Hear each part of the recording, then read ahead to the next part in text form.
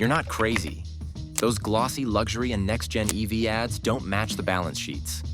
Today, we're exposing 7 brands that together are staring down roughly $5.3 billion in losses and a 2026 deadline they may not beat. If you've been tempted by big discounts or flashy tech, this could save you thousands. We'll show how downsizing, EV pivots, and collapsing sales create a point of no return, and which models quietly vanish first. Stay to the end to see the one brand with global scale that still faces plant closures and market exits if nothing changes. Number 1, VinFast. VinFast went from a viral Wall Street debut to a solvency question fast. You saw the wild market cap spikes, then an aggressive US plan, quick dealer signups, a new factory push, and nationwide marketing. The headline growth looked unstoppable until the numbers behind it started to wobble. Investors cheered on valuation surges, but quarterly losses kept stacking up. Deliveries trailed guidance, recalls hit early adopters in the US, and some dealers slowed commitments while waiting on parts flow and warranty clarity. That raises the real question. Do incentives, subsidies, and a rapid plant timeline actually outrun a burn rate this high? Here's where the math tightens. Unit delivery goals don't match installed capacity talk. Warranty reserves weigh on margins, and the North Carolina project adds years of cash needs before payback. The company leans on parent support and sovereign-linked backing, yet credit outlooks and cash on hand versus CapEx plans point to thin cushion. With a small US service footprint, deeper discounts can amplify risk if quality metrics and residuals don't firm up. So the path to 2026 demands steady quality and real dealer throughput, not stock pops. From hyper-growth risk to startup survival mode. What happens when the product pipeline outpaces funding? Number 2, Canoo. Canoo grabbed headlines with NASA crew vans and splashy MOUs from government and fleets. So why do insolvency warnings keep popping up? Their own SEC filings use going concern language, which means auditors see real risk over the next 12 months. That's not a rumor mill, that's in the paperwork. Public agreements sound big, but the volume story is thin. The much-hyped skateboard platform was supposed to spawn multiple body styles, yet actual deliveries trail earlier targets, and several deals are non-binding or phased, offering little guaranteed revenue. The Oklahoma factory still isn't at full readiness, and each delay pushes supplier costs higher, tightens cash, and pushes milestone payments further out. Filings also show heavy quarterly cash burn and a long trail of dilutive raises to keep the lights on. Fleet deployment timelines keep sliding, and rescoping talk makes modeling cash flow guesswork. Without volume production and margin clarity by 2026, contracts won't save the company. Canoo's survival hinges on converting press releases into profitable deliveries now. If startups struggle with scale, what about legacy badges that lost the plot? Before we move on, please take a moment to subscribe to the channel and like the video. Number 3, Infiniti. Once a real rival to Lexus and Acura, Infiniti is now trimming crossovers and watching sedans fade. What hollowed it out? The lineup is shrinking at the same time prices still aim for premium, and the gap is showing. The QX50 sold over 10,000 units in 2024, yet trails rivals. And Motor One reports it's being discontinued along with the QX55. That pushes shoppers toward the QX60 and the revamped QX80. A pivot, Edmunds says, reflects a focus on larger, higher-margin models. But with no direct replacements planned for QX50 and QX55, dealers warn about soft residuals and longer days to turn, and the QX60 now carries a disproportionate share of showroom traffic. Nissan's cost-cutting weighs on the tech pipeline. CarEdge notes Nissan posted a $4.5 billion net loss and plans to shutter its first overseas plant by 2027, which tightens budgets for Infiniti's platforms and software. Platform consolidation and an unclear EV cadence risk brand dilution when product cadence stalls. Infiniti survives only if a clear EV flagship and next-gen tech land fast. Premium buyers won't wait when resale and software support feel uncertain. If Infiniti's identity is fading, another storied badge is fighting financial gravity head-on. Number 4, Maserati. Trident badge, carbon fiber headlines, and a P and L that sets off alarms. Can a few halo cars hide a retreat? Did you know Maserati's global sales fell 58% year-over-year?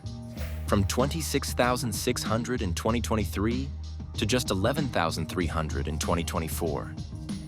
That collapse isn't a blip. It's a signal that demand and dealer confidence are slipping at the same time. Here's the kicker. Operating losses topped $260 million in 2024, and Stellantis took a $1.6 billion write-off tied to canceled EV programs.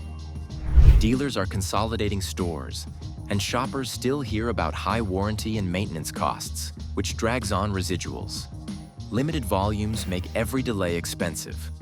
When Grecale, MC20, and even Gran Turismo updates don't move enough units, the fixed costs of EV platform shifts under Stellantis hit harder, quarter after quarter. With no new models expected until mid-2026, the runway looks thin. CarEdge even calls Maserati a financial anchor within the group, and Ray Shefska warns, if Maserati weren't a luxury badge, it probably would have been shut down already.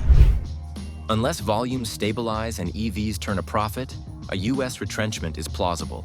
From Italian losses to a Japanese brand quietly shrinking its US footprint. Number 5. Mitsubishi. Mitsubishi once sold icons. Now most showroom traffic funnels into budget-friendly crossovers. Is there enough left to defend when one nameplate does the heavy lifting? Outlander and its PHEV variant keep the lights on, but that creates fragility. When incentives shift or rivals undercut pricing, the whole brand feels it. Here's where the cracks show. US registrations skew heavily to Outlander, while model diversity thins and the Mirage exits in some markets. R&D dollars run lean compared to bigger players, which makes it tough to match rapid gains in safety tech and infotainment. Shoppers notice lane assist behavior, camera quality, and software speed, and those details swing purchase decisions in crowded showrooms. The alliance is both lifeline and leash. Platform sharing with Renault-Nissan spreads costs and brings access to newer powertrains, yet roadmap control tilts away from Mitsubishi, slowing independent moves. Dealer coverage and incentives must do extra work to compete with Toyota and Hyundai.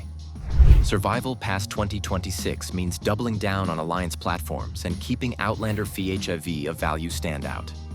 Dependence on one or two models is brittle during a price war. If the budget brand is cornered, a luxury EV darling faces a different threat. Physics of cash flow. Number 6. Lucid. Lucid nails efficiency and interior polish, yet the math per car still blares red. Reviews praise the Air's range and ride quality, but the bottom line shows a high loss per vehicle that overshadows the tech win. Here's the tension you feel as a shopper. Strong press for the Air, modest deliveries, and growing inventory while the company leans on Saudi funding to keep the plan moving. The big question is timing. Can the Gravity SUV arrive, scale fast, and lift margins before the runway shortens? Look at the pressure points. Deliveries trail installed capacity, gross margins stay negative, and price cuts reduce average selling prices just as parts, software, and warranty support rise. The service network remains small, so each added market needs cash before it returns cash. Vertical integration means costly in-house batteries, drive units, and software stacks that only pay off at volume, fueling a high burn rate even with capital injections. If Gravity doesn't improve margins by 2026, engineering wins won't beat unit losses. One more EV brand shows how hype without a durable runway can end abruptly. Number 7. Fisker. Deep price cuts, halted deliveries, and bankruptcy chatter. How did the ocean's wave break this fast? Discounts were supposed to clear inventory, but the market read them as distress, not value. That's because the problems stacked up at the same time. service complaints, software bugs that affect core functions, and a support system that couldn't keep up. Reservations looked strong on paper, yet contract manufacturing with Magna added costs and complexity Fisker couldn't absorb when volume slipped. Any hiccup in that relationship magnified delays and cash needs. Meanwhile, refund liabilities grew as customers asked out, and supplier payables piled up. NHTSA investigations and recall actions added pressure and more costs, while the company juggled a direct sales approach with limited dealer coverage, which slowed parts availability and lengthened repair times. Court filings and press releases about restructuring underline the pivot. Delivered units versus paid reservations don't match the early hype, and asset sale attempts signal a hunt for a lifeline. Fisker's odds beyond 2026 likely hinge on a buyer picking up assets, not a clean standalone fix. Next, the global player that still faces an ugly 2026 if restructuring stalls. Number 8, Nissan. Not a startup, not a niche badge. So why is Nissan on watch for closures and exits? Because size can hide problems until the bills come due. The company reported a $4.5 billion net loss. It's cutting around 20,000 jobs, and it has a plan to shutter its first overseas plant by 2027 if targets slip. That collides with heavy spending on Aria and the Leaf's legacy just as tariffs rise and an aging ICE lineup drags on pricing power. Here's where the squeeze tightens. Alliance platform consolidation saves tooling, but it can slow unique Nissan features. In the US, sedans retreat while Toyota and Hyundai post stronger margins, leaving Nissan to discount more often. Currency swings hit profits, and China's price wars compress contribution per car, forcing deeper cost cuts. Earnings updates and cost roadmaps stress survival through product refreshes and future battery tech. But the next few years matter most. If Infiniti stumbles, halo effects fade and brand perception suffers. Nissan likely survives by amputating markets, models, and even plants to protect cash. Scale is a shield, not a guarantee. Here's the takeaway. The glossy EV narrative masks billions in red ink. 2026 rewards solvency, not slogans. Before you buy, go past the rebate. Check cash runway, recall history, dealer service reach, and projected residuals. Your best deal is the car still supported 2 years from now. Now I want your read. Who flips the math first, and who exits quietly? Drop your call in the comments. If you want a practical edge, subscribe so you don't miss our follow-up on discontinued models to avoid in 2025 to 2026. We'll track fresh filings, dealer bulletins, and pricing moves so you're ahead, not cleaning up after.